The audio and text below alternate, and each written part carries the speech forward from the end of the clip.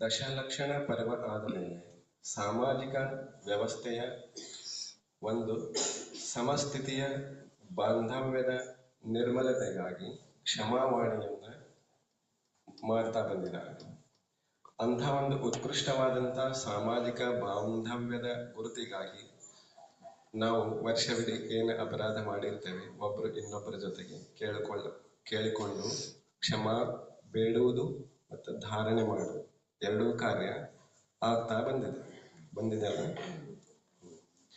ಹಾಗಾಗಿ ನಾವು ಕ್ಷಮಾನ್ನ ಬೇಡುವಂತಹ ಸ್ಥಿತಿ ಅಥವಾ ಧಾರಣೆ ಮಾಡುವಂಥದ್ದು ಧರ್ಮ ಇದೆ, ಬೇಡುವಂಥದ್ದು ನಮಗೆ ಪ್ರಾಯಶ್ಚಿತ್ತ ಇದೆ. ಇದು ಕೂಡ ಆಗಮಗಳಿಂದ ಸಿದ್ಧ ಆಗ್ತದೆ. ಹಾಗಾಗಿ ನಾವು ಕ್ಷಮೆ ಮಾಡುವುದು ಅಥವಾ ಧಾರಣೆ ಮಾಡುವುದು ಅದು ನಮ್ಮ ಕರ್ತವ್ಯಗಳಲ್ಲಿ ಒಂದಿದೆ. ಆದಾಗ್ಯೂ ನಾನು ಅಪರಾಧ ಮಾಡಿದೇನೋ ಮಾಡಲಿಲ್ಲ ಅನ್ನೋದು ಮುಖ್ಯ ಇರೋದಿಲ್ಲ. ನಾನು ಸಾಮಾಜಿಕ ಸೌಹಾರ್ದತೆಗಾಗಿ ಅಥವಾ ಸಾಮಾಜಿಕ ತಪ್ಪುಗಳ ಆಗದೇ ಇರ್ಲಿಕ್ಕೆ ಸಾಧ್ಯನೇ ಇರೋದಿಲ್ಲ. ಯಾಕಂದ್ರೆ ನಮ್ಮಲ್ಲಿ ಕಷಾಯಗಳಿರ್ತವೆ. ನಾವು ಎಲ್ಲಿವರೆಗೆ ಕಷಾಯಗಳನ್ನ ಜಯಿಸುವುದಿಲ್ಲ ಅಲ್ಲಿಯವರೆಗೆ ಜೀವ ಹಿಂಸೆ ನಮ್ಮಿಂದ ಆಗ್ತಾನೆ ಇರ್ತವೆ. ಇದು ಸಿದ್ಧಾಂತ ಇದೆ. ಹಾಗಾಗಿ ನಾವು ಸಾಮಾನ್ಯವಾಗಿ ಜನರ ನಡುವೆ ಏನಾಗ್ತಿರ್ತದೆ ಅಂತಂದ್ರೆ ಕೆಲವು ಅಭಿಪ್ರಾಯಗಳ ವಿಚಾರದಲ್ಲಿ ನಾವು ಇನ್ನೊಬ್ಬರನ್ನ ದೂಷಣೆ ಮಾಡ್ತಾ ಇರ್ತೇವೆ.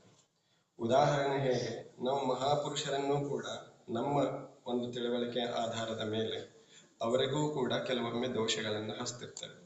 ಹೇಗೆ ಹಚ್ತಿರ್ತೇವೆ? ಇದು ಮನುಷ್ಯ ಮಾತ್ರದ ಒಂದು ಅನಾದಿಕಾಲೀನ ಸಂಸ್ಕಾರ ಬಂದಿದೆ. ಹೇಗೆ ಆದಿನಾಥ ಪ್ರಭುಗಳನ್ನು ಕೂಡ ನಾವು ಅರಣ್ಯದಲ್ಲಿ ಸುತ್ತಾಡುವ ಹುಚ್ಚ ಅಂತ ಕರೆದಿದ್ದೇವೆ.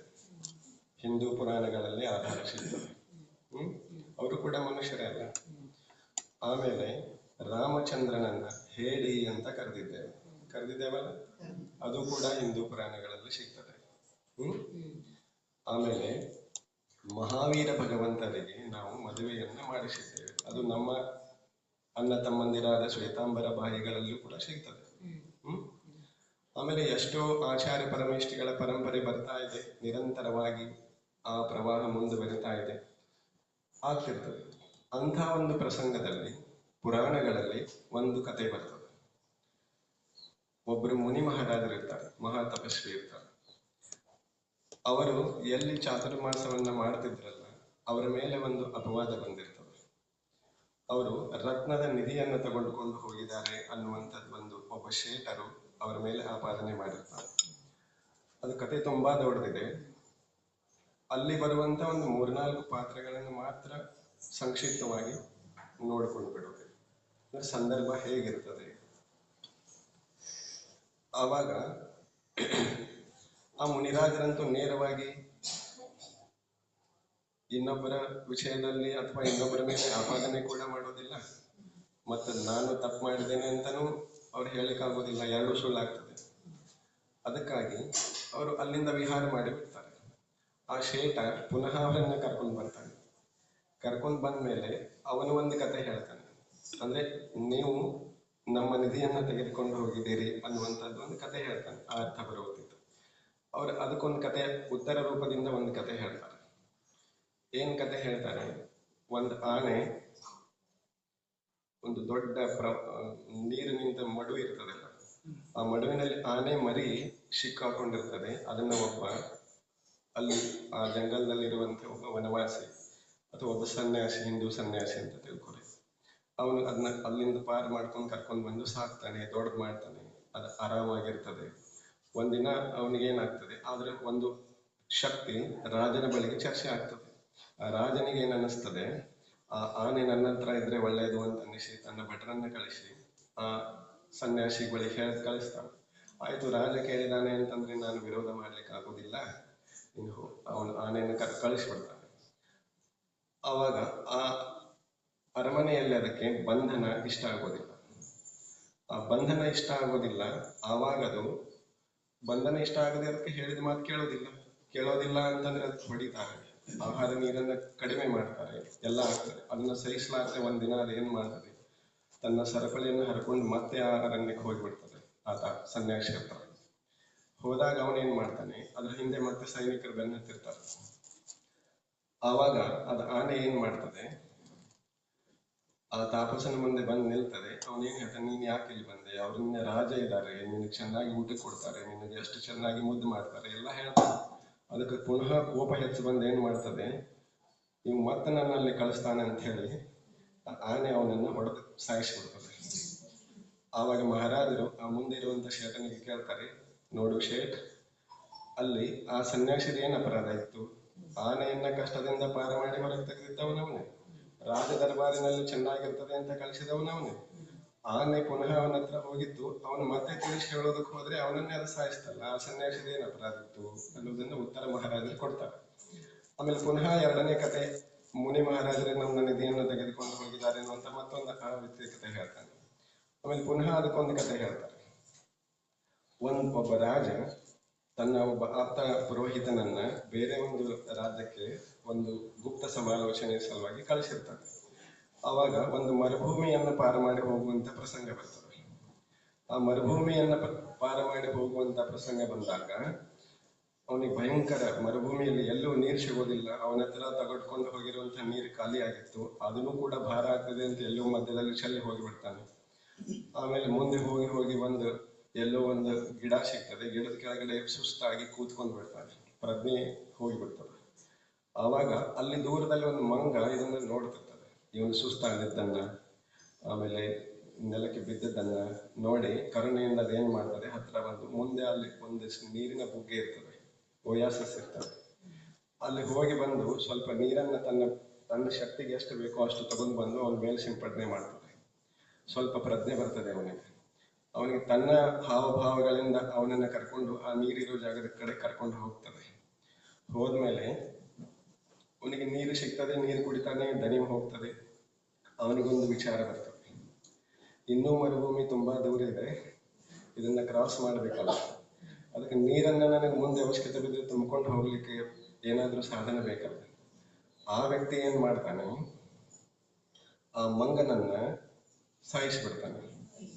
ಅದ್ರ ಚರ್ಮ ತೆಗೆದು ಬ್ಯಾಗ್ ತಯಾರು ಮಾಡ್ತಾನೆ, ಬಾಟಲ್ ತಯಾರು ಮಾಡ್ತಾನೆ. ಅದ್ರ ಚರ್ಮದಿಂದ ಅದೊಂದು ಮಸ್ಕೆ ಏನೋ ಅಂತಾರೆ, ಅದ ಒಂದು ಬ್ಯಾಗ್ ತಯಾರು, ನೀರನ್ನ ತುಂಬುವಂತ ಬ್ಯಾಗ್ ಇರ್ತದೆ ಚರ್ಮ, ಅದನ್ನ ತಯಾರು ಮಾಡಿ ಹೋಗ್ತಾನೆ. ಅವಾಗ ಮಹಾರಾಜರು ಹೇಳ್ತಾರೆ, ನೋಡಪ್ಪ ಶೇಠ, ಆ ಮಂಗ ಅವನ ಸಾಯುವ ಸ್ಥಿತಿಯಲ್ಲಿದ್ದಾಗ ನೀರು ಸಿಂಪಡಿಸಿ ಬದುಕಿಸ್ತು ಮತ್ತು ಕುಡಿಲಿಕ್ಕೆ ನೀರಿನ ಆಕಾರವನ್ನು ತೋರಿಸ್ತು. ಆದರೆ ಆ ವ್ಯಕ್ತಿ ಏನ್ ಮಾಡಿದ, ತನ್ನ ಕಾರ್ಯಕ್ಕಾಗಿ ಆ ನಿರಪರಾಧಿಯಾದ ಮಂಗನನ್ನ ಬಲಿ ಕೊಟ್ಟಲ್ಲ, ಆ ಮಂಗನದ್ದೇನು ಅಪರಾಧ ಇತ್ತು ಅಂತ ಕೇಳ್ತಾರೆ. ಅದು ಹಾ ಸರಿ ಇದೆ ಮಹಾರಾಜ್ ಅಂತ ಹೇಳ್ತಾನೆ. ಮತ್ತೆ ಪುನಃ ತನ್ನದೊಂದು ಕತೆ ಹೇಳ್ತಾನೆ. ಆವಾಗ ಅವರು ಸುಮಾರು ಹೀಗೆ ಒಂದಷ್ಟು ಕಥೆಗಳು ಬಂಡಲ್ ಹೆಸರಾಗ್ತಾ ಹೋಗ್ತವೆ. ಕೊನೆಯದಾಗಿ ಒಂದು ಕತೆ ಬರ್ತದೆ. ಏನು ಅಲ್ಲಿ ಸಿದ್ಧಾಂತದಲ್ಲಿ ಅಲ್ಲಿ ಬರೆದಿದ್ದಾರೆ ಅಂತಂದ್ರೆ, ಆ ಮುನಿ ಮಹಾರಾಜ ಪುನಃ ಇನ್ನು ಹೆಚ್ಚು ಕತೆ ಹೇಳೋದ್ರಿಂದ ಏನೂ ಕಾರ್ಯ ಆಗೋದಿಲ್ಲ ಅಂತ ಹೇಳಿ ಫೈನಲ್ ಆಗಿ ಹೇಳಲಿಕ್ಕೆ ಶುರು ಮಾಡ್ತಾರೆ. ಒಬ್ಬ ಮುನಿ ಮಹಾರಾಜರು ಬರ್ತಿರ್ತಾರೆ, ಅವರ ಕಥೆಯಲ್ಲಿ ಮತ್ತೆ ಒಬ್ಬರು ಮುನಿ ಮಹಾರಾಜರು ಬರ್ತಿರ್ತಾರೆ. ಆ ಮುನಿ ಮಹಾರಾಜರು ವಿಹಾರ ಮಾಡ್ತಾ ಮಾಡ್ತಾ ಒಬ್ಬ ಪತ್ತಾರ ಇರ್ತಾನಲ್ಲ, ಅವನ ಮನೆ ಮುಂದೆ ಹಾಯಿಸಿ ಹೋಗುವಂತ ಸಂದರ್ಭದಲ್ಲಿ ಅಲ್ಲಿ ಒಂದು ಮುಂದೆ ನಿಲ್ಲಕ್ಕೆ ಒಂದು ಜಾಗ ಇರ್ತದೆ, ಅಲ್ಲಿ ಇರ್ತಾರೆ. ಅವನಿಗೆ ಭಾವ ಆಗ್ತದೆ, ಆಹಾರ ಮಾಡಿಸ್ಬೇಕು ಸ್ವಲ್ಪ, ನಮ್ಮ ಮನೆಯಲ್ಲಿ ಅವರಿಗೆ ಅವ್ರ ಪಾದ ನಮ್ಮ ಮನೆಯಲ್ಲಿ ಬಿದ್ದರೆ ಒಳ್ಳೆಯದು ಅಂತ ಭಾವ ಆಗ್ತದೆ. ಅವ್ರನ್ನ ಕರ್ಕೊಂಡು ಬಂದು ತಮ್ಮ ಮನೆ ಮುಂದೆ ಕಟ್ಟೆ ಮೇಲೆ ಅಥವಾ ಒಳಗಡೆ ಸ್ವಲ್ಪ ಜಾಗ ಇರುವಲ್ಲಿ ಇಲ್ಲೇ ನಿಮ್ದು ಒಂದು ಸ್ವಲ್ಪ ಸಮಯ ನಮ್ಗೆ ಕೊಡ್ರಿ ಅಂತ ಹೇಳಿ ಕೇಳಿದಾಗ ಅವರಲ್ಲೇ ಸಾಮಾಯಕ್ಕೆ ಕೂತ್ ಬಿಡ್ತಾರೆ. ಕೂತಾಗ ಅಲ್ಲಿ ಹೊರಗಡೆ ಒಂದು ಪಕ್ಷಿ ಅವನೇನ್ ಮಾಡ್ತಿರ್ತಾನೆ, ರಾಜ ಒಂದು ವಜ್ರ ಕೊಟ್ಟಿರ್ತಾನೆ. ಆ ರತ್ನ ನೋಡ್ಲಿಕ್ಕೆ ಬಹಳ ಸುಂದರ ಇರ್ತದೆ ಮತ್ತು ಆಕರ್ಷಣೀಯ ಇರ್ತದೆ. ಅದನ್ನ ನೋಡಿ ಒಂದು ಪಕ್ಷಿ ಅದು ಮಾಂಸದ ತುಂಡು ಅಂತ ಹೇಳಿ ಅವ ಅದ್ರಲ್ಲಿ ಇಟ್ಟು ಏನ್ ಮಾಡಿರ್ತಾನೆ, ಒಳಗಡೆ ಏನೋ ಒಂದು ಕೆಲಸದ ನಿಮಿತ್ತ ಹೋಗ್ಬಿಡ್ತಾನೆ. ಅವ್ ಮಹಾರಾಜರ ಹತ್ರ ಇಟ್ಟು ಹೋದ್ರೆ ಇಲ್ಲಿ ಅವ್ರ ಹತ್ರ ಬಂದು ಯಾರು ಕೈ ಹಾಕೋರಿಲ್ಲ ಅಂತ ಹೇಳಿ ಏನ್ ಮಾಡ್ತಾನೆ, ಅಲ್ಲಿ ಇಟ್ಟು ಹೋಗ್ತಾನೆ. ಅದು ಪಕ್ಷಿ ಬಂದು ಅದನ್ನ ನುಂಗಿ ಬಿಡ್ತದೆ. ಅವನು ಬಂದು ಮಹಾರಾಜರನ್ನ ಕೇಳ್ತಾನೆ, ಮಹಾರಾಜರೇ ಇಲ್ಲಿ ಒಂದು ರತ್ನ ಇಟ್ಟಿದೆ ಮತ್ತೆ ಅದ್ರ ರಾಜಂದಿದೆ, ಎಲ್ಲಿ ಇದೆ ಹೇಳ್ರಿ, ಎಲ್ಲಿ ತಗೊಂಡು. ಅಲ್ಲಿ ಅಂತೂ ಯಾರು ಬಂದಿಲ್ಲ, ಎಲ್ಲಿ ಹೋಗಿಲ್ಲ, ಅವ್ರಿಗೂ ಅಳಿಗಾಡಿಲ್ಲ, ಅವರೇ ಎಲ್ಲ ಮುಚ್ಚಿಟ್ಕೊಂಡಿದ್ದಾರೆ ಅಂತ ಅವನು ಏನ್ ಮಾಡ್ತಾನೆ, ಕೇಳ್ತಾನೆ, ಅವ್ರು ಮಾತಾಡೋದಿಲ್ಲ. ಮೊದಲೇ ಸಾಮಾಯಿಕ ನಡೀತಾ ಇದೆ, ಮತ್ತೆ ಇವ ಕೇಳ್ತಾ ಇದ್ದಾನೆ ಅಂತ ಉಪಸರ್ಗ ಆಯ್ತು ಅಂತ ತಿಳ್ಕೊಂಡು ಅದು ದೂರ ಆಗುವವರೆಗೆ ಅವ್ರ ಸಂಕಲ್ಪ ಆಗಿಬಿಡ್ತದೆ. ಆವಾಗ ಮಾತಾಡೋದೆಲ್ಲ ಒಂದು ದಂಡ, ಅವನು ಸಿಟ್ಟು ಬಂದು ಬಿಡ್ತದೆ, ಒಂದು ಕಟ್ಟಿಗೆ ತಗೋತಾನೆ, ಹೊಡಿತಾನೆ, ಮೈಯೆಲ್ಲ ರಕ್ತ ಬರ್ಲಿಕ್ಕೆ ಶುರು ಆಗ್ತದೆ. ಅವ್ರು ಅಲ್ಲೇ ಕೂತಿರ್ತಾರೆ. ಆಮೇಲೆ ಆ ಹೊಡಿವಾಗ ಕಟ್ಟಿಗೆ ಏಟು ಆ ಪಕ್ಷಿ ಕುತ್ತಿಗೆಗೆ ಬೀಳ್ತದೆ. ಆವಾಗ ಅದ್ರ ರತ್ನ ಹೊರಗಡೆ ಬೀಳ್ತದೆ. ಆವಾಗ ಅವನಿಗೆ ಪಶ್ಚಾತ್ತಾಪ ಆಗ್ಲಿಕ್ಕೆ ಪ್ರಾರಂಭ ಆಗ್ತದೆ. ನಾನೆಂಥ ಮೂರ್ಖ ಆದೆ, ಮಹಾಪಾಪಿ ಆದೆ ಅಂತೆಲ್ಲ ತನ್ನಂತ ನಿಂದನೆ ಮಾಡ್ಕೋತಾ ಹೋಗ್ತಾನೆ. ಆವಾಗ ಮಹಾರಾಜರು ಇಲ್ಲಿ ಶೇಠನ ಕೇಳ್ತಾರೆ, ಶೇಠ್ ಸಾಬ್, ಅಲ್ಲಿ ಮಹಾರಾಜರದ್ದು ಏನ್ ತಪ್ಪಿತ್ತು? ಅವ್ರಿಗೆ ಸತ್ಯ ಗೊತ್ತಿತ್ತು, ಆದ್ರೆ ಅವ್ರು ಹೇಳಲಿಕ್ಕೆ ಆಗೋದಿಲ್ಲ, ಅದು ಇನ್ನೊಂದು ಜೀವ ಇದೆ ಅಲ್ಲ, ಅದಕ್ಕೆ ಅವರು ಮುಚ್ಚಿಟ್ಕೊಳ್ಬೇಕಾಗ್ತದೆ. ಹಾಗಾಗಿ ನಾವು ಅಂತಂದ್ರೆ ಅವಾಗ ಶೇಠ ಏನ್ ಮಾಡ್ತಾನೆ, ಇದನ್ನ ಶೇಠ ಮತ್ತ ಅವ್ರ ಮಹಾರಾಜರು ಮಾತಾಡೋದನ್ನ ಶೇಠನ ಮಗ ಅಲ್ಲಿ ಮರೆಗೆ ನಿಂತು ಕೇಳ್ತಿರ್ತಾನೆ. ಆ ನಿಧಿಯನ್ನ ಆ ಜಾಗದಿಂದ ತೆಗೆದಿಟ್ಟವನು ಕೂಡ ಅವನ ಮಗ ಇರ್ತಾನೆ. ಆ ಮಗ ಓಡ್ತಾ ಬಂದು ಏನ್ ಮಾಡ್ತಾನೆ, ಅವರಪ್ಪನ ಮೇಲೆ ಜೋರ್ ಮಾಡ್ತಾನೆ, ಸಾಕು ಸುಮ್ನಿರಪ್ಪ, ನಾನು ತಾಸುಗಟ್ಲೆ ನೋಡ್ತಾ ಇದ್ದೇನೆ, ಇಲ್ಲೇ ನಿಂತ್ಕೊಂಡು ಕೇಳ್ತಾ ಇದ್ದೇನೆ, ತಗೋ ನಿನ್ನಿದೆ ಇಲ್ಲಿದೆ ಅಂತ ಇಟ್ಬಿಡ್ತಾನೆ. ಆವಾಗ ಅಪ್ಪ ಮಗ ಇಬ್ರು ಕೂಡ ತಮ್ಮ ತಪ್ಪಿನ ಅರಿವಾಗಿ ಅದೇ ಮಹಾರಾಜರ ಹತ್ರ ದೀಕ್ಷೆ ತಗೊಂಡು ತಮ್ಮ ಕಲ್ಯಾಣ ಮಾಡ್ಕೊಂಡು ಹೋಗ್ತಾರೆ. ಅದಕ್ಕಾಗಿ ನಾವು ಕೂಡ ಅಪರಾಧ ಆಗುವ ಮೊದಲು ಎಚ್ಚರ ವಹಿಸಬೇಕಾಗ್ತದೆ. ಅದು ಸಜ್ಜನ ಗೃಹಸ್ಥನೇ ಇರಲಿ, ಮಹಾವ್ರತಿಗಳೇ ಇರಲಿ, ಸಾಧಾರಣ ಅನ್ಯಮತಿಯರೇ ಇರಲಿ, ಪ್ರತಿ ಹಂತದಲ್ಲೂ ಕೂಡ ಈ ಆರೋಪ ಸರಿಯೋ ತಪ್ಪೋ, ಆ ವ್ಯಕ್ತಿ ನಿಜವಾಗ್ಲೂ ಹಾಗಿದಾರೋ ಇಲ್ಲೋ, ಪ್ರತಿ ಹಂತದಲ್ಲೂ ಆಲೋಚನೆ ಮಾಡ್ತಾರೆ. ಯಾಕಂದ್ರೆ ನಮ್ಮಲ್ಲಿ ಒಂದು ಗಾದೆ ಮಾತಿದೆ, ಭಾರತೀಯರಿಗೆಲ್ಲರಿಗೂ ಇದು ಗೊತ್ತಿದೆ, ಕೋಪದಲ್ಲಿ ಕೊಯ್ದುಕೊಂಡ ಮೂಗು ಮತ್ತೆ ಬರೋದಿಲ್ಲ. ಪ್ರಾಚೀನ ಭಾರತ ಇದ್ರೆ ಬರ್ತದೆ, ಗ್ಯಾರಂಟಿ ಸಹಿತ ಬರ್ತದೆ. ನಾವು ಆಧುನಿಕ ಭಾರತದಲ್ಲಿ ಬದುಕ್ತಾ ಇದ್ದೇವಲ್ಲ, ತುಂಬಾ ದುಬಾರಿ ಆಗ್ತದೆ, ಆದ್ರೆ ಲೈಫ್ ಟೈಮ್ ಗ್ಯಾರಂಟಿ ಡಾಕ್ಟರ್ ಕೂಡ ಕೊಡೋದಿಲ್ಲ. ಅರ್ಥ ಆಯ್ತು? ಹಾಗಾಗಿ ನನ್ನ ಕಡೆಯಿಂದ ಎಲ್ಲರಲ್ಲೂ ಏನಾದ್ರೂ ಅಪರಾಧ ಆಗಿರ್ತದೆ. ಯಾಕೆಂದ್ರೆ ನಾನು ಕಷಾಯ ಇದ್ದೇನೆ, ಅದಕ್ಕಾಗಿ ಎಲ್ಲರಲ್ಲೂ ಕೂಡ ನಾನು ಕ್ಷಮೆ ಕೇಳುತ್ತೇನೆ. ನನ್ನನ್ನೆಲ್ಲರೂ ಕ್ಷಮಿಸಿ. ಮತ್ತೆ ಇನ್ನೊಂದು ವಿಷಯ, ಎಲ್ಲರೂ ನನ್ನನ್ನಿಲ್ಲಿ ನಿಮ್ಮ ಜೊತೆಗೆ ನನ್ನನ್ನು ಕೂಡ ಪೂಜಾ ಕಾರ್ಯಕ್ರಮದಲ್ಲಿ ಭಾಗಿಯಾಗಲಿಕ್ಕೆ ಅವಕಾಶ ಮಾಡಿಕೊಟ್ಟಿದ್ದೀರಿ. ಅದಕ್ಕಾಗಿ ಎಲ್ಲರಿಗೂ ಧನ್ಯವಾದಗಳು. ವಿಶೇಷವಾಗಿ ಶ್ರೀಪಾಲ್ ಅಣ್ಣನವರಿಗೆ ಧನ್ಯವಾದಗಳು. ನಮ್ಮ ಎಲ್ಲರ ಕಡೆಯಿಂದಲೂ ಭಯ್ಯಾಜಿ ನಿಮಗೇನಾದರೂ ಮನಸ್ಸಿನ ನೋವಾಗಿ ಏನಾದ್ರು ಆಗಿದ್ರೆ ಸರ್ ನಾವೆಲ್ಲರೂ ನಿಮ್ಮಿಂದ ಕ್ಷಮೆಯನ್ನು ಕೇಳುತ್ತೇವೆ. ನೀವೆಲ್ಲರೂ ನನಗಿಂತ ದೊಡ್ಡವರಿದ್ದೀರಿ. ನನಗೆ ಅಕ್ಕ, ಅವ್ವ, ಅಣ್ಣ, ಮಾಮ, ತಾತೆ, ಅಪ್ಪ ಎಲ್ಲ ಸ್ಥಾನದಲ್ಲಿ ಇದ್ರಿ. ನಿಮ್ಗೆಲ್ಲ ಅಧಿಕಾರ ಇದೆ.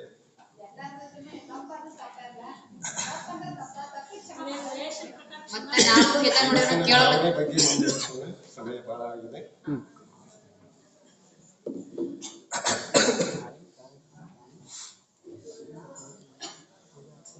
ಓಂ ನಮಃ ಸಿದ್ಧೇಭ್ಯಃ, ಓಂ ನಮಃ ಸಿದ್ಧೇಭ್ಯಃ, ಓಂ ನಮಃ ಸಿದ್ಧೇಭ್ಯಃ.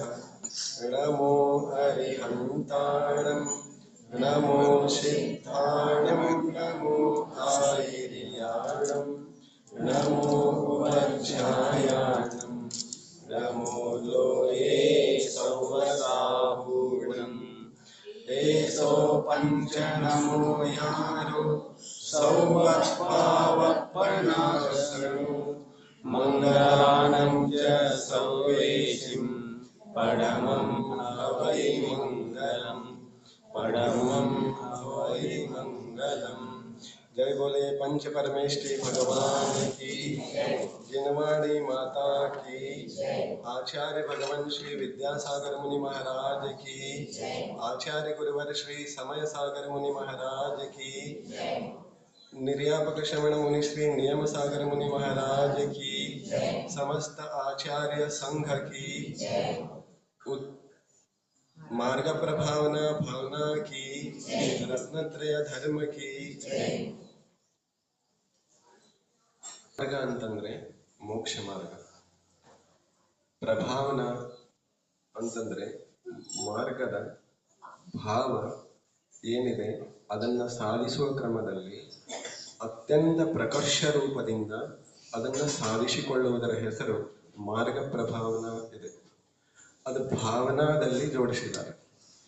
ಭಾವ ಅಂತಂದ್ರೆ ಅಂತರಂಗದಲ್ಲಿ ಹೇಳುವಂತಹ ತರಂಗಗಳು, ಭಾವನಾ ಅಂತಂದ್ರೆ ಅಂತರಂಗದಲ್ಲಿ ಏಳುವಂತಹ ತರಂಗಗಳಿಗೊಂದು ಮೂರ್ತ ರೂಪವನ್ನ, ಸಾಧ್ಯ ರೂಪವನ್ನ ಕೊಡುವ ಕ್ರಿಯೆ ನಡೀತಾ ಇದೆಯಲ್ಲ, ಅದರ ಹೆಸರು ಭಾವನಾ ಇದೆ. ಆ ಭಾವನಾಕ್ಕೆ ಪ್ರತ್ಯಯವನ್ನ ಕೂಡಿಸಿದರೆ ಅದು ಪ್ರಕೃಷ್ಟ ರೂಪದ ಪ್ರಭಾವನಾ ಆಗ್ತದೆ. ಅಂತಂದ್ರೆ ಅದು ಕಾರ್ಯ ಭರಿತವಾದಂತಹ ಯಾವ ಕ್ರಿಯೆ ಜರುಗುತ್ತಾ ಇದೆ ಅದಕ್ಕೆ ಪ್ರಭಾವನಾ ಅಂತಿದೆ. ಅಂತರಂಗ ಬಹಿರಂಗ ಎರಡರಲ್ಲೂ ಗುರುತಿಸಲಿಕ್ಕೆ ಸಾಧ್ಯವಿರುವಂತದ್ದರ ಹೆಸರು ಪ್ರಭಾವನಾ ಇದೆ. ಮಾರ್ಗ ಪ್ರಭಾವನ ಅಂತಂದ್ರೆ ಯಾವ ಮಾರ್ಗ? ರತ್ನತ್ರಯ ಮಾರ್ಗ ಇದೆ. ಸಮ್ಯಕ್ ದರ್ಶನ, ಸಮ್ಯಕ್ ಜ್ಞಾನ, ಸಮ್ಯಕ್ ಚಾರಿತ್ರ, ಇದು ಮಾರ್ಗ ಇದೆ. ಈ ಮಾರ್ಗ ಅನಾದಿ ಕಾಲದಿಂದಲೂ ಕೂಡ ಜೀವರನ್ನ ಮುಕ್ತರನ್ನಾಗಿ ಮಾಡಲಿಕ್ಕೆ ಇರುವಂತಹ ಏಕೈಕ ಮಾರ್ಗ ಇದೆ. ಅನ್ಯಥಾ ಯಾವ ಮಾರ್ಗದಿಂದಲೂ ಕೂಡ ಜೀವನ ಕಲ್ಯಾಣ ಆಗಲಿಕ್ಕೆ ಸಾಧ್ಯ ಇಲ್ಲ. ಆ ಮಾರ್ಗ ದರ್ಶನ ವಿಶುದ್ಧಿಯ ಜೊತೆಗೆ, ಅಂದ್ರೆ ನಿರ್ಮಲ ಸಮ್ಯಕ್ ದರ್ಶನದ ಜೊತೆಗೆ ಸಮಸ್ತ ಜೀವಿಗಳಲ್ಲೂ ಕೂಡ ಧರ್ಮದ ಭಾವ ಜಾಗೃತ ಆಗುವಂತೆ ಯಾವ ಕಾರ್ಯಗಳು ಆಗ್ತವೆಯೋ ಅದರ ಹೆಸರು ಪ್ರಭಾವನಾ ಇದೆ.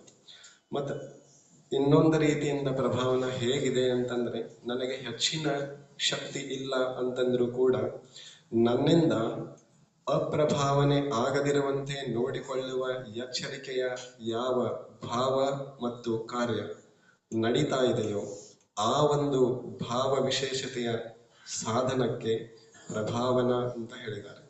ಹೇಗೆ ಅಪ್ರಭಾವನೆ ಆಗದಿರುವಂತೆ ಎಚ್ಚರದಿಂದಿರುವುದು ಹೇಗೆ? ನಾನು ಬರುವಾಗ, ಹೋಗುವಾಗ, ಏಳುವಾಗ, ಕೂಡಿರುವಾಗ ನನ್ನಿಂದ ಪೂಜೆಗೆ, ನನ್ನಿಂದ ಸ್ವಾಧ್ಯಾಯಕ್ಕೆ, ನನ್ನಿಂದ ಗುರುಗಳಿಗೆ, ನನ್ನಿಂದ ಶಾಸ್ತ್ರಕ್ಕೆ, ನನ್ನಿಂದ ಸಜ್ಜನರಿಗೆ, ಧರ್ಮಾತ್ಮ ಬಂಧುಗಳಿಗೆ ಅವಘಡಗಳ ಆಗದಿರುವಂತೆ ನನ್ನ ಮನ ವಚನ ಕಾಯಗಳ ಪ್ರವೃತ್ತಿಯನ್ನ ಸರಿ ಮಾಡಿಕೊಳ್ಳುವಂತಹ ಪ್ರಯತ್ನ ಇದೆಯಲ್ಲ, ಇದು ನನ್ನಿಂದ ಅಪ್ರಭಾವನೆ ಆಗದಿರುವಂತೆ ಇರುವ ಉತ್ತಮ ಪ್ರಭಾವನೆ ಅನ್ನಿಸ್ಕೊಳ್ತದೆ. ಈ ರೀತಿ ನಾನು ಪ್ರತಿಯೊಂದು ಕಾರ್ಯದಲ್ಲೂ ಕೂಡ ಧರ್ಮದ ಪ್ರಭಾವವನ್ನ ನನ್ನಿಂದ ಕಿಂಚಿತ್ತೂ ಅದಕ್ಕೆ ಲೋಪ ಬಾರದಿರುವಂತೆ, ನನ್ನಿಂದ ಜೈನ ಧರ್ಮ ಇಷ್ಟೇ ಅನ್ನುವಂತಹ ಭಾವ ಇನ್ನೊಂದು ಜೀವಕ್ಕೆ ಜಾಗೃತ ಆಗದಿರುವಂತೆ ಎಚ್ಚರದಿಂದ ವಹಿಸಿಕೊಳ್ಳುವಂತಹ ಎಲ್ಲಾ ಕಾರ್ಯಗಳು ಪ್ರಭಾವನೆ ಅನ್ನಿಸ್ಕೊಳ್ತವೆ. ಅದು ದೇವ ಶಾಸ್ತ್ರ ನಿಮಿತ್ತವಾಗಿ, ಆಮೇಲೆ ಧರ್ಮದ ಆಯತನಗಳ ರಕ್ಷಣಾ ನಿಮಿತ್ತವಾಗಿ, ಅಥವಾ ಧರ್ಮಾತ್ಮರ ರಕ್ಷಣಾ ನಿಮಿತ್ತವಾಗಿ ಎಲ್ಲಾ ರೀತಿಯಿಂದಲೂ ಆಗ್ತದೆ. ಆಮೇಲೆ ಅದು ಮಾರ್ಗ ಚಾರಿತ್ರ ಮುಖ್ಯದಿಂದ, ಅಂದ್ರೆ ಚಾರಿತ್ರವು ಸಮಾವೇಶಗೊಂಡಾಗ, ಸಮ್ಯಕ್ ದರ್ಶನ, ಸಮ್ಯಕ್ ಜ್ಞಾನ ಇವುಗಳಿಗೆ ಸಮ್ಯಕ್ ಚಾರಿತ್ರ ಜೋಡಿ ಆದಾಗ ಮಾತ್ರ ಮಾರ್ಗ ಅನ್ನಿಸ್ಕೊಳ್ತದೆ. ಹಾಗಾದರೆ ಈ ಚಾರಿತ್ರ ಹೇಗಿದೆ ಅಂತಂದ್ರೆ, ಮುಖ್ಯ ರೂಪದಿಂದ ಸಮ್ಯಕ್ ಚಾರಿತ್ರವನ್ನ 13 ವಿಧದಲ್ಲಿ ಹೇಳಿದ್ದಾರೆ. 5 ಮಹಾವ್ರತ, 5 ಸಮಿತಿ, 3 ಗುಪ್ತಿ. ಮತ್ತು ಮಹಾವ್ರತವನ್ನ ಹೊರತುಪಡಿಸಿ 5 ಸಮಿತಿ, 3 ಗುಪ್ತಿಯನ್ನ ಅಷ್ಟ ಪ್ರವಚನ ಮಾತೃಕೆಗಳು ಅಂತ ಕರೆದಿದ್ದಾರೆ. ಅಷ್ಟ ಪ್ರವಚನ ಮಾತೃಕೆಗಳು ಅಂತಂದ್ರೆ ಈ 8, 5 ಸಮಿತಿ, 3 ಗುಪ್ತಿ ಇವುಗಳು ನಮ್ಮ ಚಾರಿತ್ರವನ್ನ ಹೇಗೆ ಮಗುವನ್ನ ತಾಯಿ ನಿರಂತರವಾಗಿ ಕಣ್ಣಲ್ಲಿ ಕಣ್ಣಿಟ್ಟು ಕಾಪಾಡುವಳೋ ಹಾಗೆ ಮುನಿ ಅಥವಾ ಮಹಾವ್ರತಗಳನ್ನ, ಮುನಿ ಧರ್ಮವನ್ನ, ರತ್ನತ್ರಯಗಳನ್ನ ಈ 8 ಮಾತೃಕೆಗಳು, ಪ್ರವಚನ ಮಾತೃಕೆಗಳು ಅಂದ್ರೆ ತಾಯಂದಿರು, ಆ ಮಹಾವ್ರತಗಳ ರಕ್ಷಣೆಯನ್ನ, ಆ ಧರ್ಮಾತ್ಮನ ರಕ್ಷಣೆಯನ್ನ ಮಾಡ್ತಾವೆ ಅನ್ನುವುದನ್ನ ಹೇಳಿದ್ದಾರೆ. ಅದಕ್ಕಾಗಿ ಅಷ್ಟ ಪ್ರವಚನ ಮಾತೃಕೆಗಳು ಅಂತ ಕರೆದಿದ್ದಾರೆ.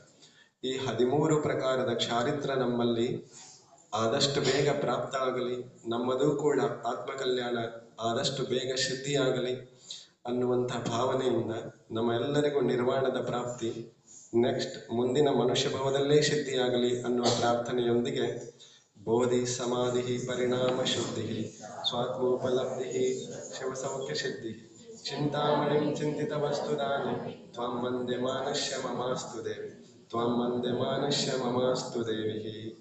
ಜಿನವಾಣಿ ಮಾತಾ ಕೀ ಜೈ.